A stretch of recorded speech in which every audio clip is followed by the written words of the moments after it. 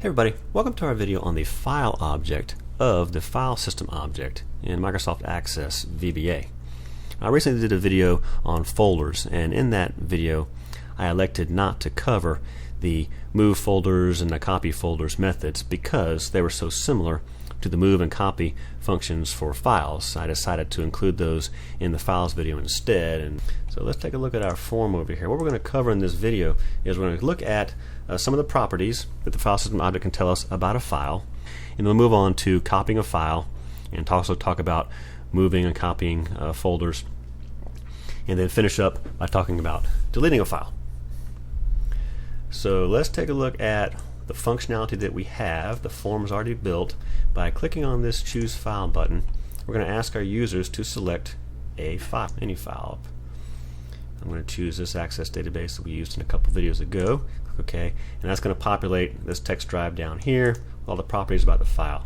So we're showing the file we chose up here, and then these are all the properties below.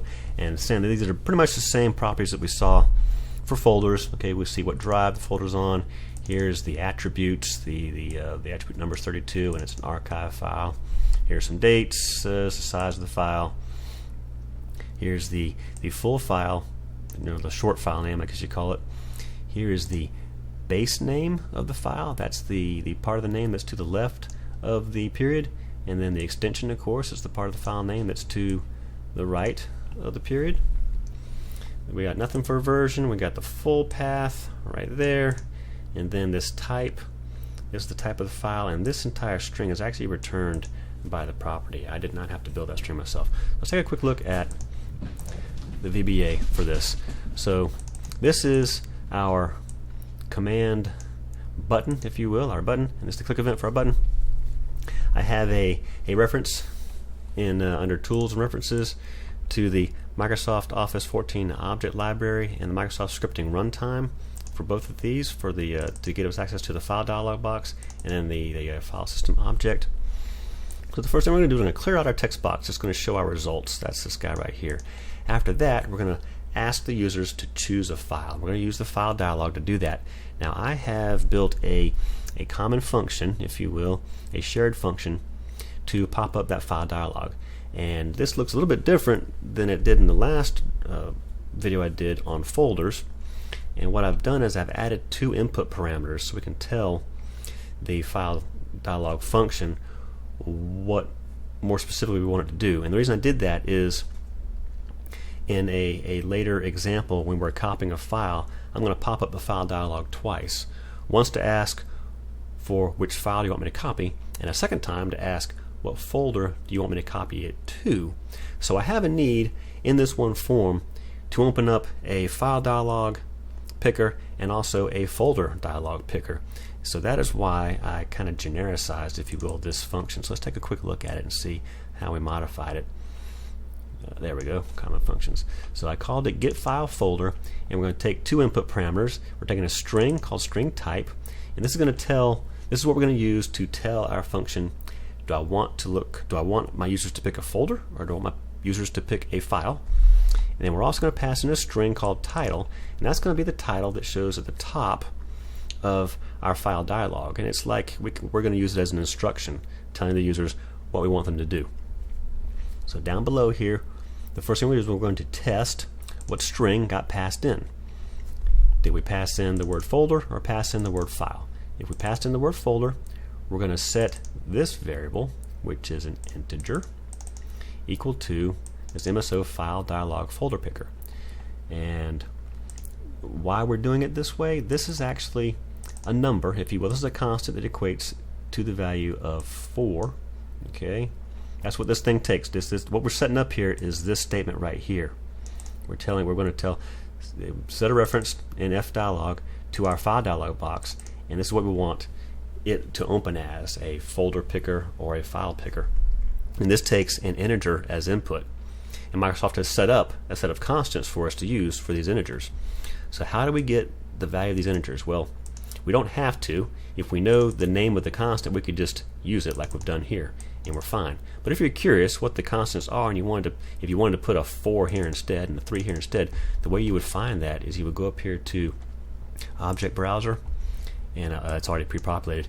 I copied in this MSO file dialog, typed it in here, pasted it into this search criteria here, and clicked search. And what we get here is 4 results of MSO file dialog type, which is also here. And down here are the members of that collection. So we click on one, and at the bottom it'll show you what the constant value is. So MSO file dialog picker is a 3. And actually what I did here is I selected that whole thing, copied it, and pasted it over here in my code. The same thing for the folder picker. There's your 4, copied it in over here, and pasted it in over here. So that's a way for you to find those constants if you need to know what the values are. So anyhow, we're going to tell our function folder or file. We're going to set this value, and then this one statement handles both, right? Open our file dialog as either a file picker or a folder picker. The rest is pretty much the same except for the title. Okay, this title is going to come from our input, and then the rest is the same as we've seen in my other videos. I've got allow multi-select equal to false, so I'm going to give them a starting folder, a folder to start their search in, and then if they select an item, this .show method comes back as true, and we will loop through the selected items and put the selected file in the value of our function. Okay, get file folder is the name of our function. It's returning a string. It's going to return the entire path to the file they chose. So if they selected something, we'll put it in here. If they didn't select anything, we'll put an empty string in there. Let's go back up to where we called it now and see how we use that function. So this text file is the text box up here at the top. It's going to hold the name of the file the user selected. So we're going to set text file equal to, calling our function, we want them to pick a file, and here's the title we want to show at the top of that file dialog. Choose a file. Pick any file. After we've called that function and it's returned its value, we're going to test the value to see if they chose something. If they did not choose anything, we've got a zero length string back, then we're just going to get out because they didn't choose a file and we have nothing to do. If they did choose a file, we'll continue on. We'll declare our file system object in FSO. Move on down. We're going to take this text file, the file that they chose, use the get absolute path name on it to make sure we have a fully qualified expanded file path. We'll put that in this string variable, and then we're going to use the get file method of the FSO object to get a reference to our file and put it in this variable, this object called file. This file here is declared at the top here as a file. Heading on down further, now we have a reference to our file. We can start using the properties of the file. So file.attributes has an integer in it, a number. It stores properties about the file. We're going to put it in this variable called attr, and then we're going to start testing it. We're going to use our constants up here that Microsoft has provided us for these attributes, and we're going to test and see how many are true about this file. And we're going to concatenate these string values into this string. Okay, and however many we find, we'll just keep concatenating them on there. After we finish with that, we're just going to display a whole bunch of the properties. So we're going to display the drive. Here's the attribute we just built. There's some dates. Here's the file.size, the file.name. A couple names here, a couple ways to get the name. You can get the file name. Here's the base name that we got. That's the part of the name to the left of the dot. We're going to use that in a few minutes. The get extension name, same thing. These take the file, the fully qualified path to the file as input. Same thing with the get file version. And there's the file path and the file type. So that's all we want to say about that, really. So the next thing we want to do is move on to the copy file. So like I mentioned a minute ago, our copy file is going to pop up our file dialog twice in a row. So copy file, here we've given it a title. You can see up here at the top, choose a file to copy. So I'm going to go into our temp folder. Let's see here. I'm going to choose info circle as the file I want to copy. Click OK. So now you can see we've popped up the name of that file, or populated the name of that file we're going to copy into this text box.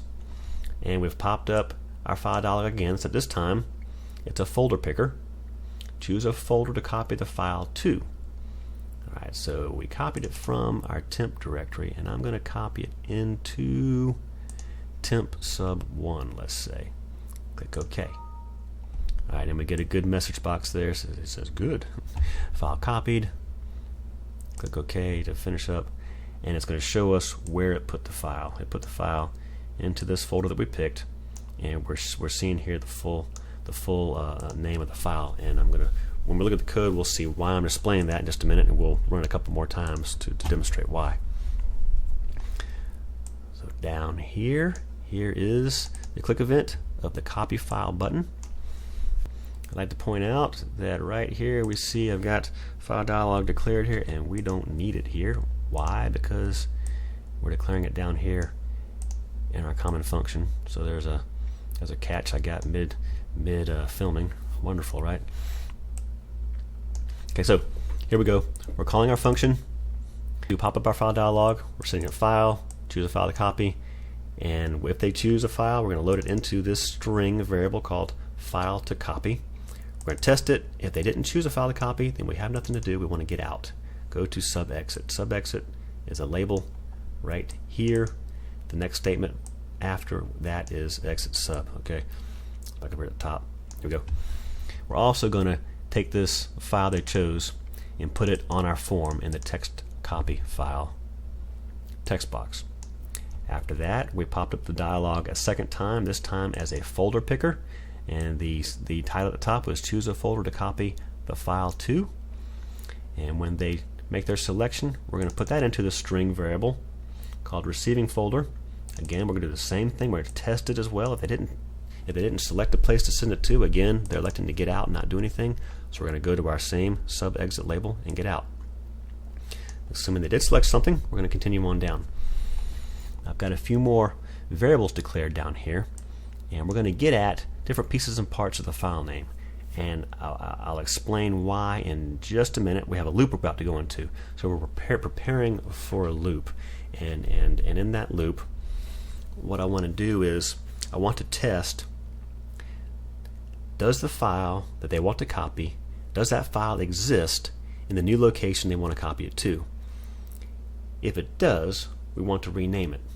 Now, in my last video on the folder object of the file system object, we looked at two different ways to handle what if the user selects the name of a subfolder to create that already exists.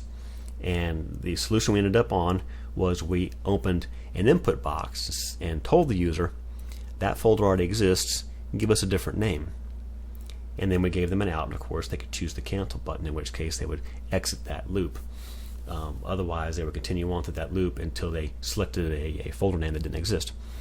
This time we're going to make a slightly different loop. We're going to do what Windows does for you when you elect to copy a file into a folder and that file already exists.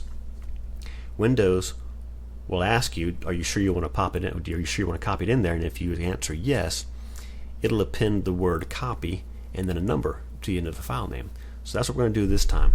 We're going to create a loop, and we're going to go in there, and if the file exists, we're going to put the word copy on the end and put a counter on the end of that. But in order to do that, we need to get at different parts of the file name, because, take a look over here, let's say that InfoCircle32 does exist in this folder.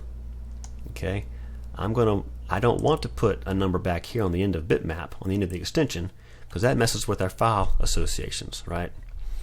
We want to put the number in here. We want it to look like that. We want to put the number at the end of the base name, okay, not at the end of the extension. That's why before I enter this loop, I need to get at the various pieces and parts of the file name. So we've declared our file system object in FSO. We're going to get at the base name of our file. Okay, this is the file to copy, so we're going to get at the base name and put it in this base name variable. We're going to do it a second time and put it in this other variable called new base name, and we'll show how we use that in just a minute. Okay, so base name is going to be the original base name of the file. New base name is going to be the name we're creating that has our appended number on the end. Okay, and then of course we're going to need the extension of the file name as well, so that we can complete our syntax for the copy statement when we finally get there. So we're using the get extension name of the file and putting it in this variable called extension. I is going to be the number we append to the end of the file name if it exists. I'm going to start off at 1, and we'll immediately increment it once we get inside the loop, so that our first copy will actually be 2, number 2. That just seems to make more sense to me. says copy number 2 of an existing file rather than the copy number 1. Copy number 1 to me would be the original copy, but that's semantics really. So here we have our loop. It is a do until loop. Here's a scope terminator down here. Okay, so here's our entire loop. We're going to do until not this file exists, and the file that we want to check if it exists is the full path is the folder we want to copy it to with a slash on it, our new base name, dot, and the extension. And the reason we're building this here, by building it this way, I only need one statement to test whether the file exists. Okay, if we wanted to test this file name in this syntax, we would actually need 2 tests. We'd have to test it once to see if we're going to go into our loop. But this way is a little more eloquent. We can test it one time at the beginning of the loop. If the file does not exist, we'll never enter this loop, and we'll go straight down to our copy statement and execute the copy. With it like this, if the file does exist, then we go ahead and go into our loop. So we're going to go ahead and let's talk through the loop first. So I said we're going to increment our number right off the bat. So the first time into our loop, we end up with I holding 2. New base name is going to be the file name we want to create. So we take our original base name, we append an underscore and the word copy, and then append our number to that. The next thing I want to do is I want to give myself an out. Okay, we've built a loop. We don't want there to be any possible bizarre way that we could end up in an infinite loop. So I'm going to put a numerical check on this since we have a number here. So I'm going to say, let's say if we get over 20, there are 20 copies of this file, all with the word underscore copy on the end. I'm thinking there's probably something wrong. Let's do something else. The something else I'm going to do is what we did in the last video, and that is I'm going to open an input box. I'm going to tell the user there are 20 versions of this file with that name. You choose a different file name. Okay? You give me a different file name. If they enter a file name, it'll go in new base name. Okay? If they elect the cancel button on there, input box will return a 0 length string or null string, and we'll test what came back. If it's empty, the user is elected to get out and not do this. Okay, so there's our out from the loop. Okay, get out of the loop. So let's say that copy 2 exists. So we'll go down to the end of our loop, we'll come back up, we increment our counter I, build a new base name which starts not with the last base name we have. We start back with base name again, the very original base name, and append copy and a 2 to it. And we keep going through the loop until something gets us out, right? The user gets us out with the cancel button probably. Or we find a file name doesn't exist. So we get through our loop, we get down here to our copy file method. And there are bunches of ways to copy files. We'll talk about a couple of them here. So the FileSystemObject.CopyFile method takes 3 parameters. The full path to the file we want to copy, and then you can give it a variety of things in the second parameter. You can give it just a folder if you want to. If there's no way you're going to do any file renaming, you can just give it the receiving folder and a slash, and it'll be good. But if there's any chance you're going to be renaming this file while you copy it, and we have built code to handle that, you need to give it the full path. So you give it the folder to copy it to, along with the new name you want it to have. This is the new base name holds the new name we came out of our loop with, and the extension. This last parameter is a true or false parameter, and it is where you tell the copy file method true, overwrite the file if it exists, false, do not overwrite the file if it exists. Now it would be silly for us to bother putting true here since we went through all this trouble up here in this loop to make sure we didn't copy over a file that existed. So I've got false down here, okay? And then after that, if we're successful, we're going to put the same file name in the in the text box directly beneath. So if we did rename it, we'll be able to show our users that we renamed it by putting it in that text box. And then we'll give them a good message box right there. So let's take a quick look. Let's do the same thing again. Let's copy the same file again to the same subfolder again and watch it rename itself, hopefully, right? Folder copy 2, that was in temp sub 1, and there we go. We can see here that it's added copy 2 to the end of the name, into the base name. Let me pull over Windows Explorer, go into temp sub 1, and there we have the first version we copied in, and there is the second version with copy 2 on the end of the file name. Get that out of the way. Back over to our code. Now, variations, alternatives. We just talked about the FileSystemObject.CopyFile method. And, oh, one more quick thing about this. You can copy multiple files with this CopyFile method by putting asterisks in the base name or asterisks in the extension. All right, they'll copy multiple files. An alternative to the CopyFile method is the FileObjects.Copy method. This will only work on a single file because what you do, okay, we define an object as a file, okay, and then we set a reference to the file we want to copy, okay. FSO get file, it's the file we want to copy, and then set that file object equal to the file we want to copy, and then that file object has a copy method, and all you do is you tell it where to copy it to, the folder to copy it to, and again you give it true or false for overwrite, or don't overwrite. So additional options. There's also a FileSystemObject.MoveFile method. It's very similar to the copy file, except as the name would suggest, when you copy a file, you're left with the original file in the original location, and then a new copy of the file in the new location. MoveFile, of course, deletes it from the old position and moves it to the new position, so you still only have one copy of the file.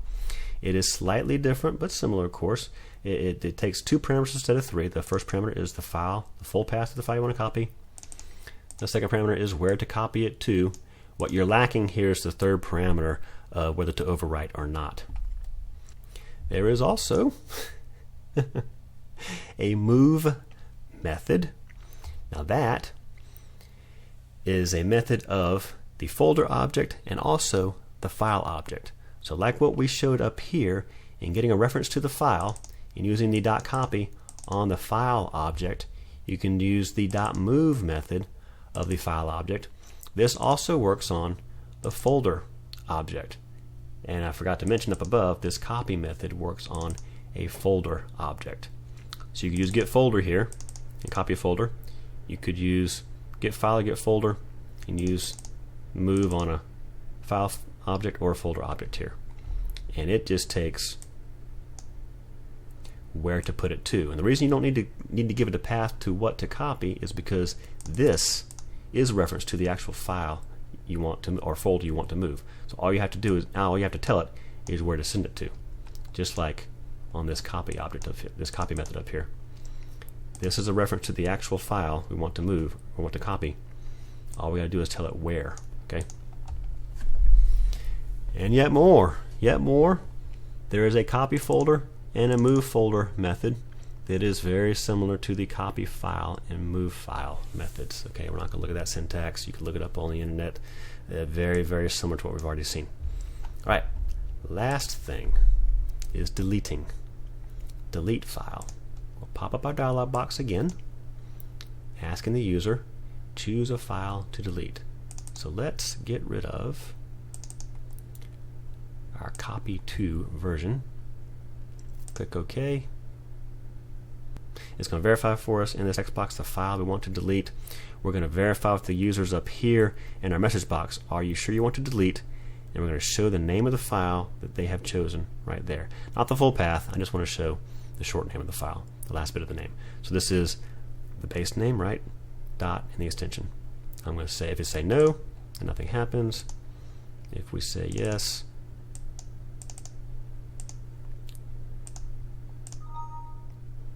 we'll get a good message to say it got deleted. Let's take a look at our folder again.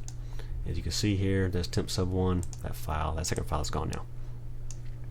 So syntax here, click event of the delete button we just clicked. Again, you can see I've got stuff here I don't need. I've got dimensions here I don't need because those are all encapsulated now in my super cool function down here. So here's our text box. It's going to hold the name of the file we want to delete. We're going to open up our file folder dialog, telling it we want the user to choose a file. And here's the title to put at the top, choose a file to delete. After that's executed, we'll return its value. We're going to test if they chose something. If they did not choose something, we'll get out and go to our sub-exit label, which is right there. If they did choose something, we'll declare our file system object, put it in FSO, and here's our message box. We're going to use our message box as a function, okay, meaning we want to test the value it returns. So when we do that, we have message box. We have to enclose our parameters in parentheses. When we do that, first parameter is what we want to ask, what we want to put in the message box, the words. Are you sure you want to delete? We're going to append to that the get file name method that just returns the base name and the extension, and append to that a little question mark, right? We're going to show them the question mark image and only the yes and no buttons. We're enclosing this in an if statement. If the value returned by the message box is equal to VB yes, we want to delete the file. If the answer is not VB yes, we just get on out of here, right? We don't go into the if. There's nothing below the if. We just sub-exit. We just go to exit. If they choose yes, we want to delete that file. We use the FileSystemObject.DeleteFile method. It takes two parameters: the full path to the file you want to delete, and then a force parameter. Force, you set equal to true if you want to delete read-only files. Set equal to false if you don't want it to delete read-only files. If this is successful, we will go to the next statement, which is the message box that says we deleted your file successfully. Now this is not successful. It's going to throw an error. Okay, we're under error handling here. I've got on error, go to sub error. So if this throws an error, we'll be skipping this message box statement, right, and going straight down to our sub error label, which gives us, oops, oh my god, which gives us a message box statement, and then we go up here and get out. Okay. Of course, there are options. Okay. There's a FileSystemObject.DeleteFolder method, which works the same way, and then there's the Object.Delete method. Okay. Meaning, like we did above, where we got a reference. We used get file or get folder to get a reference to a file or a folder. Whoops. We could use a get file or get folder reference. So then we use either a file object or a folder object and the delete method on it. And I'm not showing it here. Bad Ray. This does take one more parameter. It takes that force parameter, either true or false, for deleting read-only objects. So that's all we're going to cover today on the file object. I did not cover the files with an S collection. I'm going to cover that when I talk about recursion and looping through all the files in a folder and finding everything underneath the folder, all the files and other subfolders. We'll go through the files collection then. So pretty straightforward code. You have lots of options to work with the various file name properties you can get at. You've got lots of choices on how to rename things if you need to. As usual, I'll have a link to my blog with the code listing in the description down below the video. Thanks for watching. Hope you got something out of this, and we will see you next time.